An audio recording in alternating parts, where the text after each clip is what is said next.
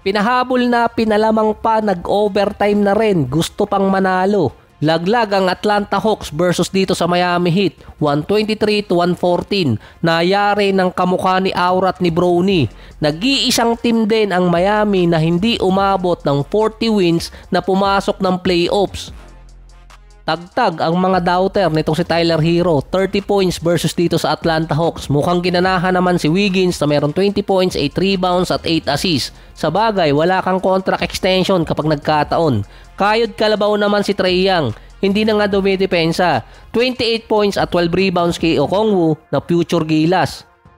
Pero ang second best player talaga ng Atlanta Hawks behind Trae Young si Georges Niang na naka 20 points din. Tinitiranan na lang din ng kamukha ni Bronny si Trae Young na si Davion Mitchell. Sa play-ins kasi nag-average si Mitchell ng 15 points at 7 assists per game versus Bulls at Atlanta Hawks yun.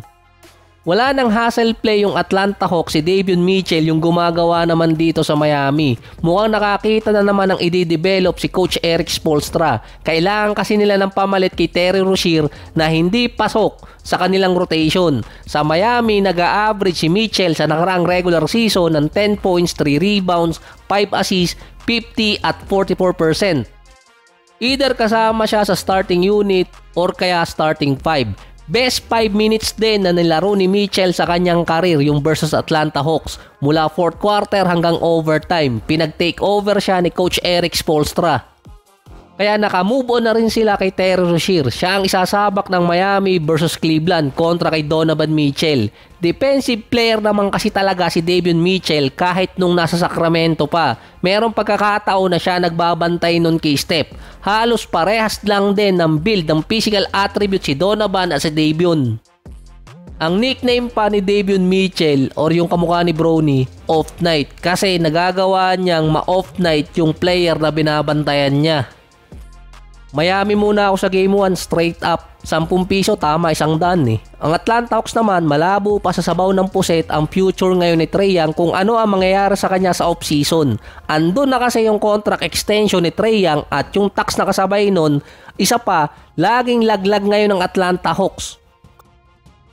Sa West naman, last minute nilagay si Ja Morant sa lineup ng Memphis. Tinambakan pa ang Dallas. Nagkasagutan pa si AD at si Ja Morant. Ang laki-laki ni AD, siya pa yung umatras. Baka daw kasi hagisan ng granada. Yung nasa balikat pa ni Morant parang crosshair. Mapapaatras talaga nun si AD. Sumakit pa ang likod niya after ng isang dunk, mukhang nabikatan sa kakabuhat. Siya lang halos kasi ang umi-score sa starting lineup ng Mavericks. Si Klay Thompson, babahagya pa nga. Hinipe ko pa naman kahapon yung Dallas. Hype na yan, nadali pa tuloy yung pera ko.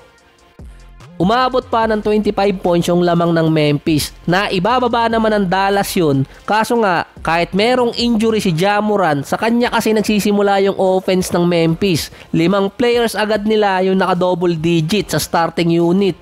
3 guard rotation pa, kasama si Morant, Bane at Scottie Jr. Sa Dallas, nangitlog si PJ Washington at si Derek Lively until mid-4th quarter, kung kailan pa na ibababa ulit ng Dallas yung lamang ng Memphis.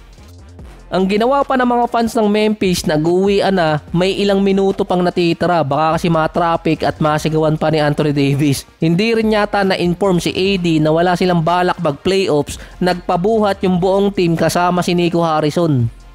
Makakatapat ng Memphis ang number 1 team na OKC Thunder sa first round. At first time din na magtatapat yung magkamuka, si Ja Morant at itong si SGA.